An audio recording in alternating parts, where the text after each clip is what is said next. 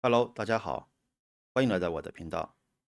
今天我要讲的是我们如何实现一键科学上网。主要的话是浏览器的集成包，它包含了 RP 的获取程序在里面，打包好了。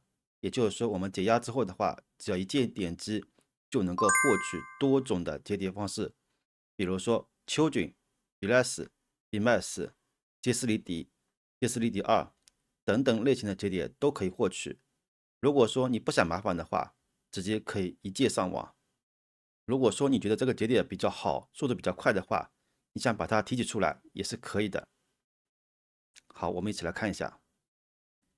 首先的话，我们打开 GitHub，然后在 GitHub 的搜索框里面，我们点击一下，输入翻墙拼音，然后选择回车。出来的结果中，我们选择第一个，打开一下。打开之后的话，我们直接往下看，它这边的话有安卓的 APP，我们可以点击看一下。安卓客户端的话，可以下载这个程序进行安装，就可以直接翻墙了，还是非常简单的。再返回这里，我们往下看，这边的话我们可以看到它有免费的 SS 账号，包括火狐的一键翻墙包等等都是有的。我们直接往下面看好了，在这里我们可以看到有非常多的一键翻墙包在里面，比如说我们的火狐、Egg、Chrome、安卓等等都是可以的。下面的话，我们可以看到有 Windows 的翻墙教程，以及 iPhone、iOS 翻墙教程、翻墙的 APP，包括一些安卓的翻墙 APP、Mac 的翻墙教程、路由器的教程，包括 Linux 还有游戏机的翻墙教程都是有的。总体来说的话，这个 GitHub 主要的作用就是让我们实现翻墙的。那今天我们要讲的是如何一键翻墙。它这边的话提供了翻墙包，我们可以看到，比如说我现在使用的是 Egg 浏览器，我点击一下，点击进来之后的话，我们直接往下看，这边的话有下载地址，总共的话有4个，我们点击一个进行下载。这里要特别注意一下，你的电脑里面如果说使用 Chrome 的话，我们就下载 Chrome 的翻墙包；如果说使用 Egg 的话，要下载这个 Egg 的一键翻墙包；如果说使用火狐的话，要下载一键翻墙包火狐的。那根据每个人的浏览器进行下载就可以了。当然了，你也可以安装火狐，然后再下载这个一键翻墙包也是可以的。那总结出来的一句话就是说，你的电脑里面必须要有一个对应的浏览器才可以进行使用。我们下载好之后的话，直接进行解压，解压到这个名称就可以了。解压之后，我们打开文件，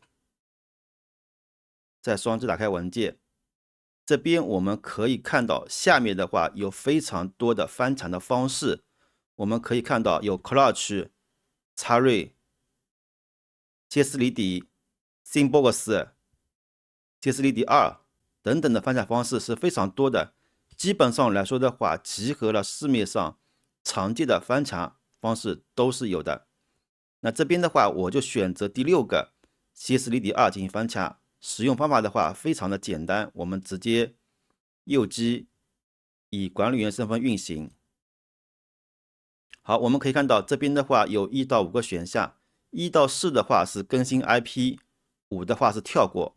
如果说你第一次使用的话，最好要更新一下 IP。比如说我们选择2，点击一下就进行了 IP 自动更新。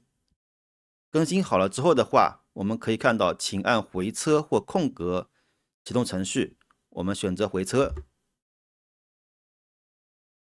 好，打开了我们的浏览器，我们先把第一个广告网页进行关闭，然后我们来看一下能不能实现科学上网。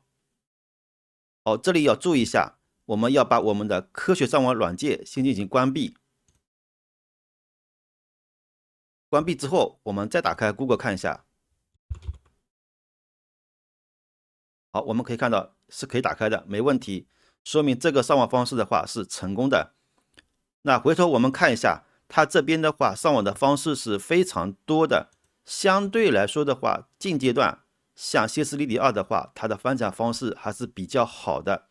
那像以前的话，像 Clutch 还有插瑞等等方式的话也是不错的。这边的话看你们自己的个人喜欢。好，能够翻墙成功之后的话，我们来看一下 YouTube 的速度怎么样。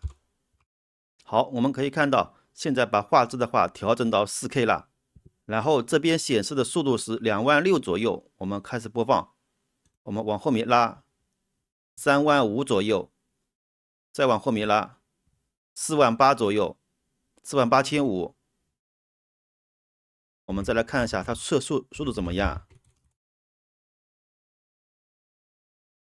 Fast 的话也能够跑到51兆左右，基本上来说的话，观看网页、流媒体等等的话，也是完全没有任何问题的。那通过这种方式的话，我们就很容易的实现科学上网。那如果说哪一天你的机场进行失效了、失联了，我们可以直接把软件进行解压，马上就可以进行使用，还是非常的方便的。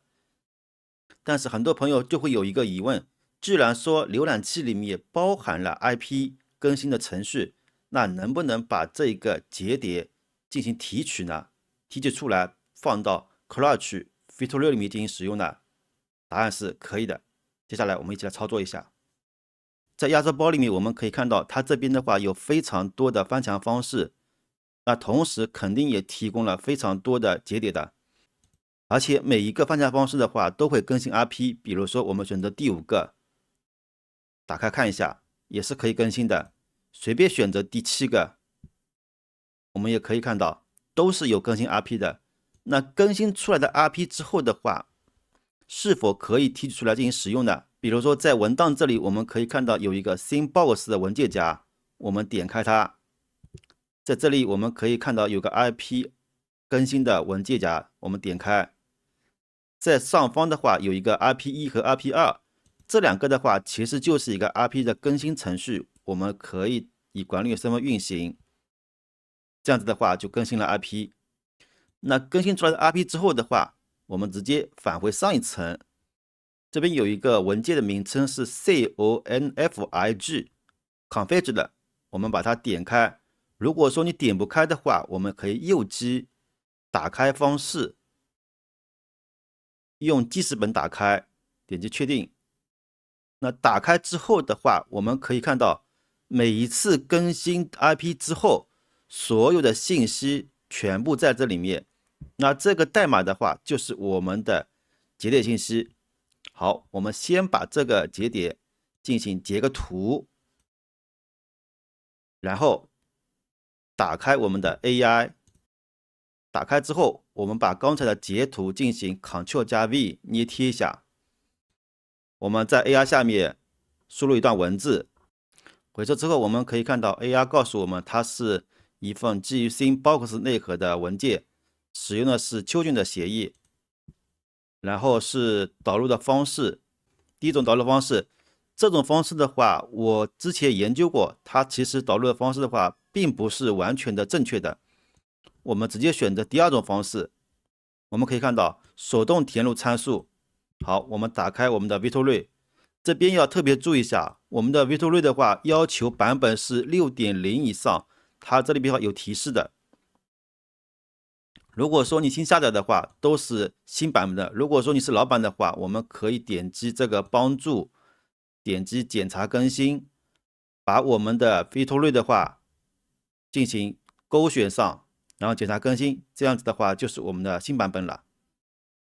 我们选择配置项，选择我们的添加秋俊，名称的话我们可以随便起，1、2、3、4都是可以的。地址我们直接进行复制。端口我们也复制，用户 ID 复制一下，密码也复制一下。算法这里我们选择一下，选择这个 BBI 跟这里要核对一下。传输安全层我们点开，选择 TLS， 然后这个 SNL 码我们把这边也复制一下。应用协议层 ALPN 我们可以看到是 H3， 这边的话我们选择 H3， 然后跳过证书验证的话设为 TRUE， 我们点击一下 TRUE， 选择一下。好，其他的话保持默认。复制好之后的话，我们核对一下信息，包括这个地址、端口、用户 ID、密码的话，我们稍微看一下有没有输入错误了。然后正确之后，我们直接选择确定。那这边的话，我们先来测试一下真延迟。好，我们可以看到延迟的话是有的是234，我们直接把这个设为活动。我们来看一下能不能使用。那这个浏览器的话，就是我们正常使用的浏览器，比如说我们打开 Google， 好，我们可以看到可以打开的，我们输入一串数字看一下，是没问题的。我们打开 YouTube， 我们可以看到 YouTube 也是可以打开的，完全没有问题。我们搜一下 4K 视频看一下，也没问题的，都能够打开的，搜索。我们看一下统计信息。目前的话跑到34000差不多，我们往下面拉38000、5万左右。基本上来说的话，4到5万左右，就跟我们刚才测试的接近50M 左右是完全可以的。那一般情况下的话，50M 左右正常使用网页和观看视频的话是足够使用的，4K 的话也不会进行卡顿的。那这种方式的话，真的是一劳永逸，非常的有效。你如果说不想折腾的话，我们就可以直接用浏览器点开之后一键进行科学上网。那如果说你想要提取节点给手机、给平板，或者说给家人使用的话，我们就可以把这个节点进行提取出来。好的，本期视频到这里为止，感谢你们的观看，下次再见。